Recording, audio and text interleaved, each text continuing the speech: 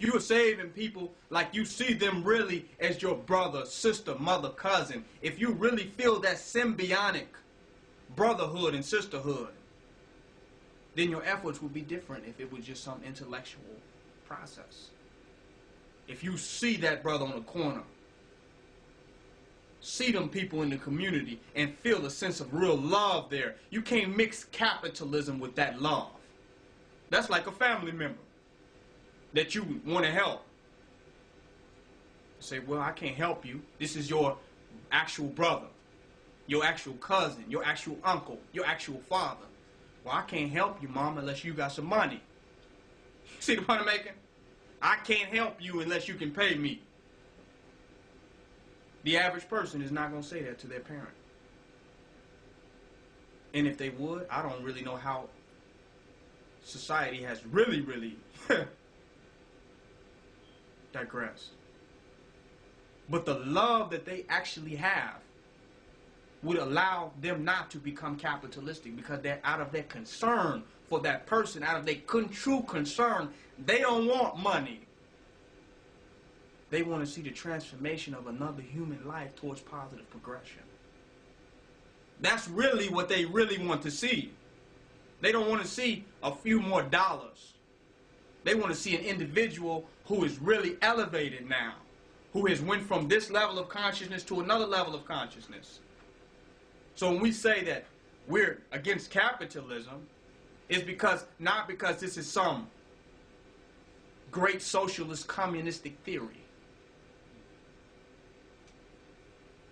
or some socialistic or communistic or Marxist ideology. It's because when you really have a love, when you see those people as your brother and sister, helping them has nothing to do with economic profit. That's the last thing that you come to your mind when you help somebody that you're concerned about. Now, if we need true concern and care and love for our people, if that's what we really need, then how are we going to achieve true concern and love for need trying to profit in our interactions with them? There's no way we can achieve that. Because our concern is profit. It's not true love and compassion. But watch that. But the solution to the problem is us actually having love and compassion for one another. What is the exemplification of that love and compassion? It is giving out of true concern. So, if the problem is we lack love and compassion, this is why we shoot and kill each other. This is why we have drive-bys and relationship disputes and arguments and fights and domestics. This is why we have these problems, because we lack love. So when you have a humanitarian, service-orientated black revolutionary nationalist that gives, the forces that hate are neutralized by the very act and the very exemplification of true compassion. So it's not just that we're going to give millions of DVDs out and wake up the people and everybody's somehow going to watch a DVD. But it's the synergy of compassion that we build that is genuine. It's very contagious. It's very contagious. Because you can walk down the street and nobody's giving nothing because they don't care about anybody else. So anybody that is about giving and love and compassion sincerely begins to stand out in a world where only people care completely and wholeheartedly about themselves. So that very exemplification, that very determined act is easily seen by everybody. It stands out. It is a contrast for it. So it is that act of giving that is reteaching them how to be. Not just massive distribution, reaching thousands of millions of people, but the cultural transition that is exemplified in one man and brother giving to another. Ain't that deep? This is embodied within our DVD ministry. It's not just purely about the DVD, but the fact that we have a concern, a true compassionate concern and interest in the mental development of our people is seen in the distribution of our information. somebody is concerned to that level about the mental development of their people, that they would set up something, where they would give something to see that consciousness happen. You know, the European is very concerned about the mental development of our people, because that's how we become his slaves in his society. We're trained to get a job and work for him under his corporate fictions. So he's very concerned about our mental development, which is why school is free. It's compulsory education. That's how concerned he is, that he wants to open up the public school systems so everybody can send their children for free, because he understands the development of those minds in the relationship to his imperialistic practices.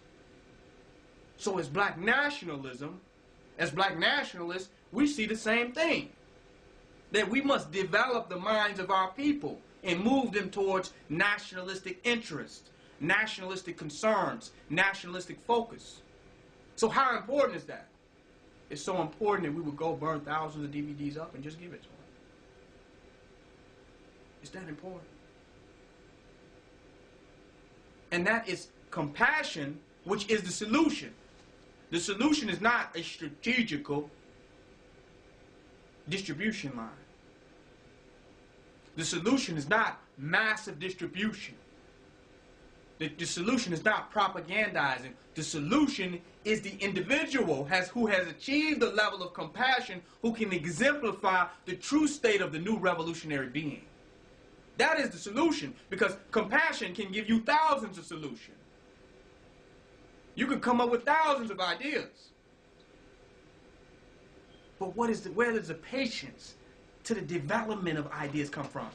What does the patience to the development of the mind come from? It comes from the compassion.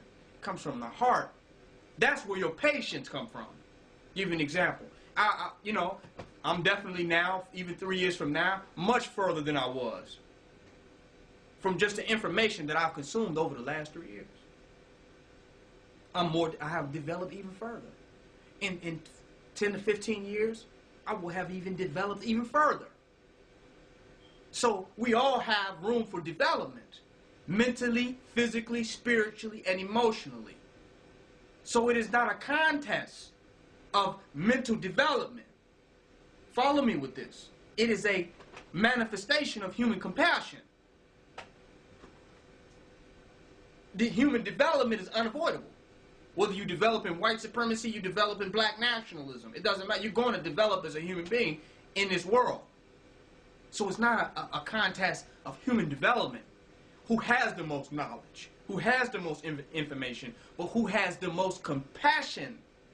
You follow what I'm making? To use this information, and who has the patience to develop in the process of receiving this information. I figured that Imhotep was a lot further along than I am at 30 years old, right now at the time of this DVD being brought out. I take it Akhenaten and the pharaohs were further in their time, based upon how many years that they were building, than I am now. They're a lot further. That's why they built pyramids. You see the point I mean? Because their development was further. But development is not the reality of the process. Compassion is. When a child is born out of the womb, in order for that child to rule and get into a position of leadership, the child must have compassion. You see the point I'm making? What is the king looking for when he passes on his legacy? He's looking for a child who embodies the love, the attributes, and the characteristics of love to rule the nation for the people. He would develop anyway with the generals around and with all this knowledge and information and you know, the council of the royal family, right? He's gonna develop anyway. There's no question about development. And he should not be a pharaoh at 5 years old. He's gonna get to that. But he has to have the compassion and stand out uniquely in his concern for the people to be chosen. You follow what I'm making? To receive certain knowledge to ensure his development, because as a matter of fact, if the knowledge gets into the wrong person's hand, then the people will perish. because they will do evil with the same knowledge, with the same development.